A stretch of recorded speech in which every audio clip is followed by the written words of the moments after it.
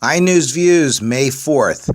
A man who wants to lead the orchestra must turn his back on the crowd. Max Lucado.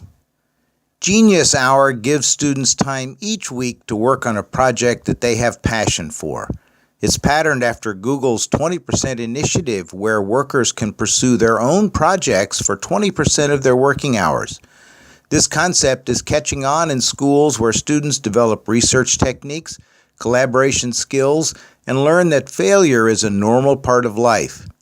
Students are happy with the new program, but it's a tough sell for some parents. The jury sided with Apple in its patent infringement lawsuit against Samsung, but the amount awarded was only about 10% of what Apple had sought. Both companies were found guilty of infringing on patents. Samsung was able to convince the jury that many of Apple's inventions were really developed by Google. Legal experts are questioning the future of these intellectual property rights cases.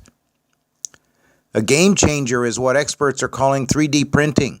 These devices spray molten plastic, metal, or exotic material through specialized nozzles to form layers that accumulate into an object. Manufacturers see this technology as having the potential to shorten supply chains, accelerate production, and create lighter and more complex parts on demand. The price for home versions has dropped to around $300, but large-scale industrial models cost much more.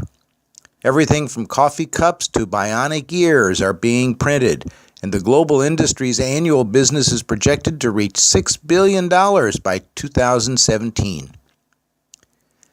El Niño could wreak havoc on food prices and supplies throughout Asia this year, but stockpiles of staples such as wheat and rice are unusually high.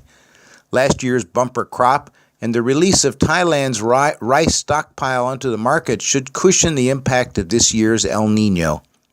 Droughts are expected in the region, and India may experience reduced sugar production because of below normal levels of monsoon rains this year. Massive landslides in Afghanistan have buried more than 2,000 villagers in a remote area of a mountainous northeastern province. The initial landslide buried 400 homes. When nearby villagers volunteered to attempt to rescue, a second landslide occurred and buried them. With mud and rocks up to 50 meters deep covering the area, it's been declared a mass grave, and a national day of mourning was announced by the Afghan presidential palace. Korea has a new billionaire.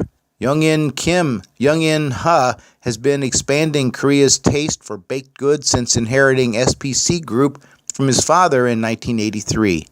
Dunkin' Donuts, Baskin-Robbins, and Jamba Juice were introduced by this company, along with the Paris baguette chain that now has 3,000 outlets worldwide. His wealth jumped 75% last year to $1.075 billion, thanks partly to the nearly 10.5% appreciation of the Korean won.